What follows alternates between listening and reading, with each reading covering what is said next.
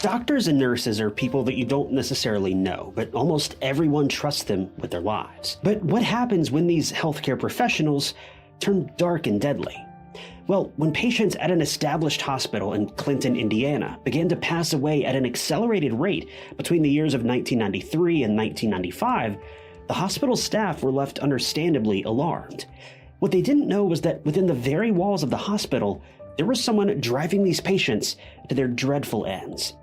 This mind-boggling case is so wild that the media named the perpetrator Indiana's Angel of Death, because the very person whom people assumed would save them turned out to be their biggest and last horrific nightmare.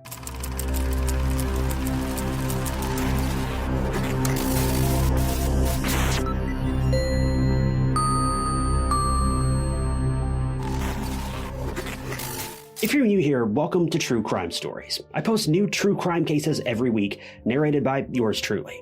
If you want to see some good old-fashioned true crime cases narrated by a real human person, hit that subscribe button. It's totally free and will keep you up to date with all of my future videos. Vermillion County Hospital, or VCH, was located in Clinton, Indiana. It was a relatively small hospital consisting of 56 beds and a 4-bed intensive care unit. But it was a great hospital with attentive staff, nurses, and doctors who tried their best to put the patients, as well as their attendants, at ease. Dealing with any sort of sickness or ailment is not only hard for the patient, but it's a roller coaster of emotions and uncertainty for the family as well. And VCH dealt with its fair share of unfortunate but inevitable losses. Sadly, when a patient is suffering from a terminal ailment, even hospitals can't help them.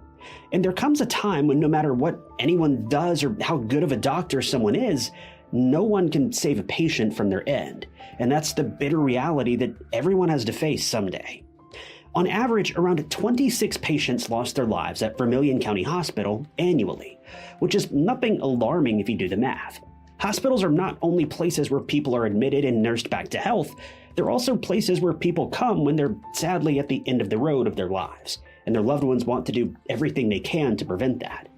But in early 1995, things started to change when a head nurse at Vermillion County Hospital noticed something very strange. See, Dawn Steerick, a former head nurse of VCH, looked at the patient loss records and came across something very alarming. Out of the 147 patients who were admitted to VCH, 130 of them had passed away, and that too within a very short span. But there was another very obvious thing that stood out to Dawn, and that was the fact that all 130 of these patients were elderly people. Now, you would think that elderly people are already quite frail and they're dealing with a multitude of health issues, but this was frightening as the annual loss rate at Vermillion County Hospital had skyrocketed to a staggering 100 patients per year, and sometimes it was even more than that. These revelations really baffled Dawn, and she took this matter to the Vermillion County Hospital CEO and president on March 7th of 1995. Both were very concerned about the hiked loss rate of patients because it was really bad for the hospital's reputation. Now, Clinton is a very small city. In 2024, its population came out to be just under 5,000 people. So imagine how small of a city it was back in 1995. But if the residents of Clinton, Indiana knew that a renowned hospital like VCH had such a high annual loss rate, then people wouldn't want to come there and trust the staff, the doctors and nurses with their lives and their loved ones. VCH officials immediately opened an investigation for the mysterious losses because they thought that maybe the VCH staff were incompetent and couldn't properly take care of the patients. At one point, nurses of VCH, including Dawn, speculated that maybe there was someone among them who was responsible for the loss of so many patients, but they didn't want to jump the gun. Luckily, VCH got in touch with the police about it and asked for their help in trying to solve the bizarre mystery because these cases didn't look like they were caused by natural causes. Yes, these patients were elderly and maybe their passings weren't alarming, but their charts and history showed that they were getting better and were on the verge of getting discharged very soon. So what happened in between that caused the patients to suddenly code and eventually pass away? Now, since Clinton was a small city at the time, and VCH employees and higher-ups didn't want to cause any commotion, the investigators decided to quietly carry on with the investigation without making things public. Once the detectives found out the reason behind this abnormally swelling loss rate, They could eventually come out and disclose information to the public. But for now, things were pretty hush-hush, as they didn't want any wave of unrest, anxiety, or fear to wash over the residents of a small and tight-knit community. Well, it didn't take investigators long at all to learn one shocking detail about the hospital that directly linked all of these sudden cases together. See, there was a nurse at VCH who was on duty almost 90% of the time when these losses occurred, and his name was Orville Lynn Majors. Orville Lynn Majors was born on April 24th of 1961 in Linton, Indiana. His father was a coal miner, and even though not much is known about his family or upbringing, it's speculated that Orville and his family belonged to a lower middle-class family. But Orville had a dream of becoming a nurse to take care of patients. See, his dream took root during his early teens when he used to take care of his elderly grandmother. Orville, from that point on, wanted to become a nurse and especially wanted to help the elderly in the field of medicine. And so that's what he did. He enrolled in the Nashville Memorial School of Practical Nursing and graduated in 1989. Shortly after, Orville took a job at none other than Vermillion County Hospital and started practicing nursing. At one point, though, he left VCH for a higher-paying job in Tennessee, but he rejoined VCH in 1993. Now, we don't know whether Orville didn't like working in Tennessee or maybe the move was difficult for him, but he seemed to really enjoy working at VCH. Fellow employees at VCH also really liked Orville. He was apparently an amazing nurse, and most people loved him. He was medically knowledgeable, he was gentle with the patients, and he didn't ever cause drama. But that soon changed. In 1993, Orville was abusing illegal substances. Now, we don't know how Orville spiraled down so erratically and quickly because there's not a lot of background information on Orville. It's unclear whether he had a history of substance abuse or if he jumped straight into it because of external factors like stress or something. But because of this substance abuse, the gentle and caring Orville was essentially replaced by a monster. Orville would lash out at patients, neglect them, and pass on very derogatory remarks about some of the older patients, making jokes about them to other nurses. Orville, even though his love of nursing grew from taking care of his grandmother, he now resented these helpless and innocent people who were only trying to get better. According to employees, in May of 1993, Orville was downright mean to the patients and even addressed them and their families with extremely repulsive words that I won't repeat. It was assumed that Orville didn't like elderly people at all, and this sudden shift in personality could either be because of his hardcore substance abuse or just the way he was from the get-go, and maybe he was just really good at hiding it behind his gentle and attentive nurse mask. Maybe, as he got more comfortable with the staff, he slowly let his demons emerge. Infuriatingly, some people even claimed that Orville thought of elderly people as, quote, a waste of space, and that they were whiny and childish. Now, it's important to note that this was a hospital, a place where people's lives are turning around for the worse, oftentimes. Dealing with elderly patients can be hard, but that's where nurses and staff are trained to be gentle and helpful. It's literally the job of a nurse to ensure that the patients under their care are comfortable and not having any problems with hospital services. Yes, elderly patients can be a bit more demanding, but what more do you expect from a weak and frail patient that's having a hard time with their illness? Elderly people, when they're in the throes of a serious illness, can get a bit irritable, and that's totally normal. It's the hospital and the staff's job to ensure that every patient has a good time under their care, because that's the least they can do for someone whose life was altered in a matter of minutes and hours.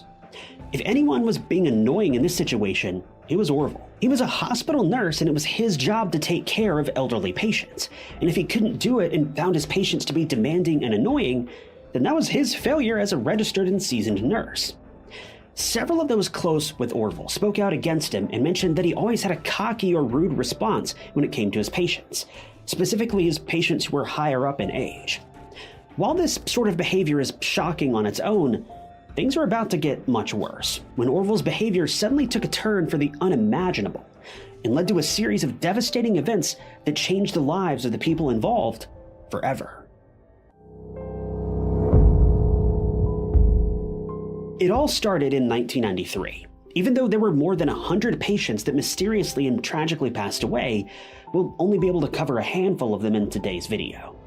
Luella A. Hopkins was at home spending Christmas Eve of 1993 with her family, but she was soon wheeled into Vermillion County Hospital with complications of pneumonia. She was in the hospital for 3 long weeks and was doing well, but at the end of that 3rd week, though, Orville was on duty. Not long after she was under Orville's care, Luella tragically and suddenly passed away at the age of 89. In February, 56-year-old Freddie Dale Wilson was admitted to VCH, also with complications of pneumonia, and he unfortunately crossed paths with Orville, who proceeded to examine him in front of his daughter, and minutes later, Freddie also lost his life. 74-year-old Cecil Smith was admitted to VCH in April of 1994. He was also suffering from pneumonia. Cecil's son saw Orville looking over his father, and moments later, Cecil complained to his son about feeling like his whole body was on fire from the inside out. And not even a few minutes afterward, Cecil's blood pressure got uncontrollable, and tragically, within 2 hours, he passed away. Dorothy Hickson, an 80-year-old mother of 2, was someone who regularly visited VCH. She had a lot of issues with her lungs, and while we're unsure of what Dorothy suffered from specifically, it's pretty clear that her visits were often uneventful, and that she'd frequently have fluid removed from her lungs and would just go home afterward without any complaints. But April 23rd of 1994 was very different. Dorothy was accompanied by her 2 daughters, and she was checked in for her routine procedure. As her daughters were looking after their mother, Orville walked in with a syringe, and he then proceeded to inject Dorothy and kissed her on her forehead, saying, "It's all right, Pumpkin, it's all right." Now, I don't know the context of the situation, but kissing a patient's forehead like this and talking to them in that way seems a bit strange. But maybe if we'd been in the room with them, then it wouldn't have been that strange. I don't know, but this alone seems awfully bizarre to me. But not long after Orville's visit, Dorothy's eyes began to roll back, and she tragically passed away in front of her own daughters, who were struck with horror and disbelief. Fast forward to November 5th, 1994. It was a quiet Saturday night for 69-year-old Mary Ann Alderson, who was enjoying her weekend with some pizza and beer. But sadly, her weekend would take a very serious turn, and Mary started to experience immense chest pains. She was rushed by her family to the Vermillion County Hospital, and when she was admitted, it was around 10:30 p.m.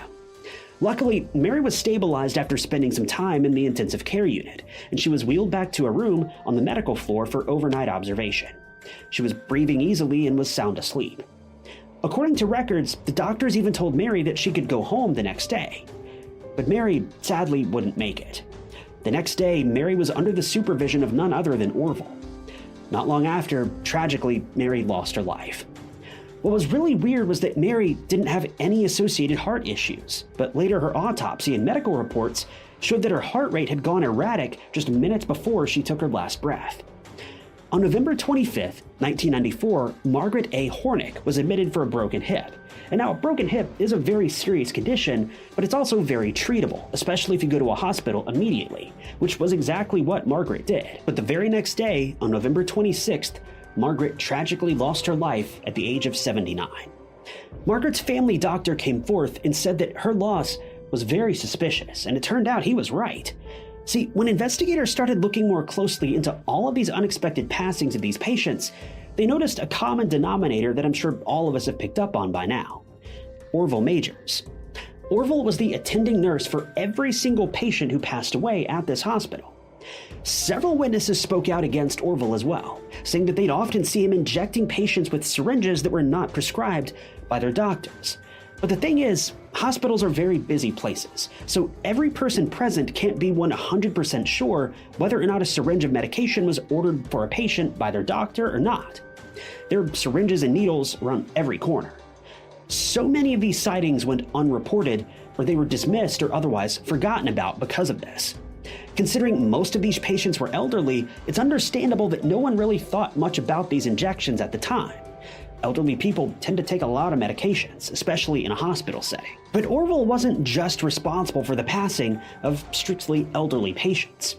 It's believed that during the time Orville worked in Vermillion County Hospital from 93 to 95, about 147 patients of all ages lost their lives, up from just a couple dozen losses from a couple years back. It turns out, Orville was on duty for 130 of these cases. Remember the secret investigation the VCH officials and investigators were conducting? Well, the police wanted to take a closer look at some of the patients who passed away at VCH. In fact, it was decided that 15 bodies should be removed from their graves for autopsies and blood samples. This was a difficult time for many of the victims' families, but police had no other choice. During this time, Orville was actually temporarily suspended from VCH, but shockingly, he was still getting paid by the hospital, likely to not draw too much attention to the fact that he was under the investigation of police. In the hospital's defense, the staff members were already suspicious of Orville at this point, even joking about the fact that patients would mysteriously lose their lives when Orville was on duty. But nobody was taking it too seriously just yet, and the detectives really didn't want Orville to know that they were onto him. The plan was to build a case against Orville and try to catch him when he least expected it. After a thorough examination, it turned out that 130 of the 147 patients had erratic and widened heart patterns right before their deaths, and most of them didn't even have pre-existing heart conditions to begin with. On top of that, the patients with heart conditions didn't have any blood clots in their hearts or lungs, which proved that their losses weren't natural. The blood work came in handy too, and the investigators pinpointed the very thing that caused the loss of the patients. See, in all of the patients that were under Orville's care, there were high levels of potassium chloride and epinephrine in their systems. Potassium chloride is basically poison for the body. It causes irregular heartbeat, and larger doses can lead to cardiac arrest, which is exactly what all of Orville's victims suffered from. One of the detectives on the case, Frank Turchi, even expressed that the crimes were the doing of someone who was very boastful. And well, it turned out that Orville was a controlling, egotistical, and authoritative person who thought very highly of himself. According to Orville's coworkers, he would go around claiming to be a doctor in front of patients, which was a complete lie. Amidst these shocking revelations, Orville's suspension was prolonged by the VCH officials, as to put a stop to his maniacal killing spree. Oddly, this action didn't raise suspicion in Orville's mind immediately. But Orville soon started to figure out that the investigators were catching on to him. So he decided to take matters into his own hands and made a beeline for TV stations. And there, he made public appearances maintaining his innocence, blaming the hospital for being incompetent and not taking proper care of patients, and even lawyered up. This turned against Orville pretty quickly, though, and the police were now certain that Orville was to blame. Orville's actions also caused a lot of uproar in the community, and people were genuinely scared for their life and their loved ones' lives, as the hospital was being slandered for the staggering death toll by the media. But things seemed fine for Orville in the beginning, because he was loving the media attention. But soon, the Indiana State Nursing Board suspended Orville's nursing license, and he was fired from VCH too on the grounds of illegally administering emergency drugs to patients, and by working in the ICU without a doctor. Investigators concluded that the possibility of a patient dying under the supervision of Orville was 42 times higher than any other nurse in the building. When Orville was working at VCH, the average daily loss rate was about one patient every 23 hours. But after Orville was fired, the loss rate plunged to one patient every 26 days. Based on the EKG readings of these patients, the case against Orville was a solid one, and on the grounds of those very readings, the investigators were granted a search warrant for Orville's home. And when they looked through the garage, there was a lot of evidence that supported that Orville was euthanizing elderly patients at VCH. The detectives recovered empty vials of potassium chloride, epinephrine, and various syringes. The investigators immediately took all those things in as evidence, and now all that was left to do was find and arrest Orville. But while the police were investigating and building a case against Orville, he'd actually moved away and opened up a pet store. But the investigators were on his tail, and after 2 years of gathering evidence and investigating the deaths of more than 100 patients, Orville Lynn Majors was finally arrested in December of 1997. Orville obviously pleaded not guilty to the charges against him. The trial was prosecuted by Nina Alexander and Greg Carter, and they were certain that Orville was responsible for the almost 130 deaths of elderly patients at Vermillion County Hospital. To avoid confusing the jury, the prosecution narrowed the case to 7 patients that Orville was solely responsible for: Luella A. Hopkins, Dorothy L. Hickson, Mary Ann Alderson, Margaret Hornick, Freddie Dale Wilson, Derek Maxwell Sr., and Cecil Smith. Orville's trial was held in 1999, and a total of 79 witnesses showed up to testify, including VCH employees and the family members of the deceased patients. It's unimaginable to think what was going through the minds of these victims' families. Some of them even witnessed Orville injecting lethal doses of potassium chloride into their loved ones' bodies, but they'd been lied to and told that the injection would help them. Sadly, it was the opposite of what they expected, and they had to go through bouts of irrevocable grief, all because Orville didn't like whiny elderly patients. Some of the things staff members reported Orville saying about these patients is just heartless and unnerving. According to a lot of witnesses, Orville had an immense hatred for elderly patients, and even thought that they should all be gassed.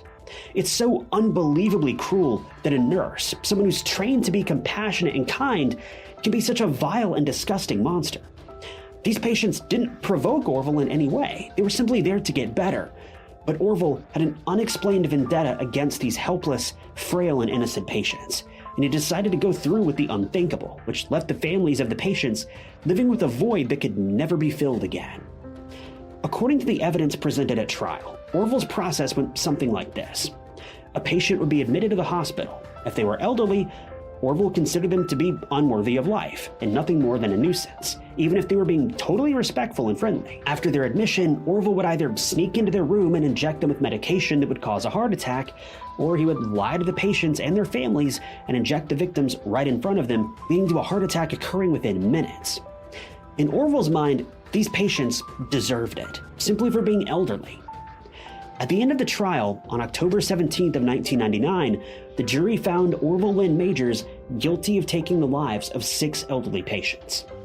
The only case that wasn't linked to Orville was Cecil's case, as he passed away after being discharged from the hospital. This meant that in the end, Orville was given 6 consecutive sentences of 60 years. So in total, Orville was sentenced to 360 years in prison. This sentence was considered to be the maximum possible penalty in Indiana law at the time, meaning he was guaranteed to never leave the prison walls.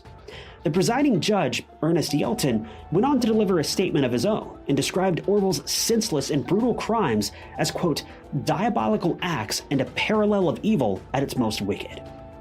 Due to the brutality of the cases and the sheer remorselessness that Orville displayed throughout the investigation and the trial, Judge Ernest went on to intensify his sentence by stating, the maximum sentence is the minimum sentence in this case. Orville was then incarcerated at Indiana State Prison in Michigan City.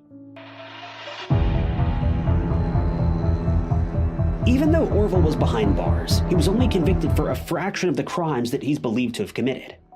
Orville's actions led to a lot of trauma for the victims' families. Lawsuits were filed by the families of 80 of Orville's victims, and the hospital was eventually fined $80,000 for negligence. All of these legal issues led to the hospital closing its doors for good before eventually being purchased and renamed Union Hospital Clinton, or UCH. Orville was still serving his sentence on September 24, 2017, when 18 years into his 360-year sentence, he suffered a heart attack while arguing with Officer Rick Houston. We don't know what this argument was about, but Rick actually reached out the last time I covered Orville's story just a couple years ago, saying his coworkers used to joke and say that since Rick killed the Angel of Death, he must now take on the name. Rick said he's still waiting on Netflix documentary makers to come knocking on his door. It's ironic how Orville snuffed the lives out of elderly patients by inducing heart failure, and the very cause of his own death turned out to be the same thing. Orville's crime spree was very weird and somewhat confusing. He was working his dream job, but out of the blue, he took the lives of the people he was supposed to save. It leads people to wonder about whether Orville really was a monster from the get-go, or if substance abuse and other unknown things may have contributed to the way that he turned out. Regardless, it didn't give him any right to put innocent and unsuspecting families through the painful torture that they endured when their mothers, fathers, or grandparents were brutally and mercilessly taken away. It's so hard to imagine what those 130 patients felt during their last moments and then what brutal pain they went through. They came to Vermillion County Hospital to get treated for their ailments, but an evil monster under the disguise of a nurse drove them straight into the hands of death and left their families with so many questions and so little comfort.